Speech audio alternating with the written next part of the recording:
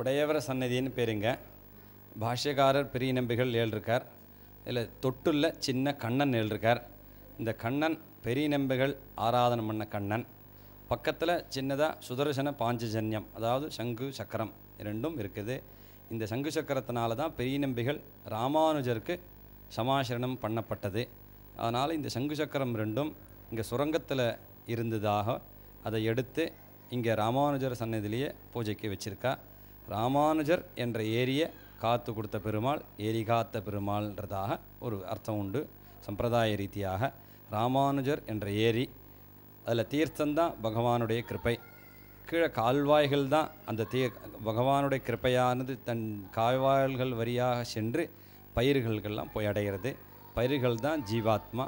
அந்த ஜீவாத்மா பயிரானது திரும்பி நெல்லாறுது. புனரபிஜனனம் புனரபிமரணம்ன்ற மாதிரி இந்த பரமாத்மா கிட்ட ஜீவாத்மா எப்படி சேர்றது அப்படின்றத ஆச்சாரியர் ராமானுஜர் மூலமாக இந்த ஜீவாத்மாக்கள் பரமாத்மாட்ட போய் அடையிறதுக்கு உண்டான வழியை, நல்ல உபதேசத்தை அவருக்கு பெரிய நம்பிகள்ன்ற ஆச்சாரியன் ராமானுஜருக்கு இங்கே செஞ்சார். அதுதான் இங்கே உதயம் விளந்த திருப்பதின்றதாக பேருங்க.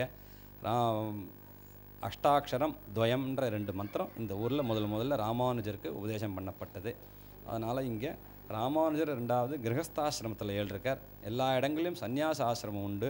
இங்கே கிரகஸ்தாசிரமம் அதன்னா வெள்ளை வேஷ்டி, எல்லா இடத்துலையும் காவி வேஷ்டி உடுத்தின்னு கையில் திருதண்டம் வச்சுருப்பார்.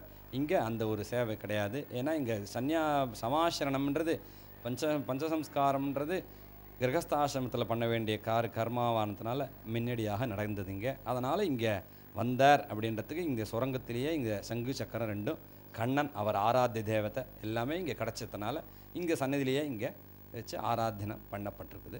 இதான் இந்த சன்னதியினுடைய விசேஷம்.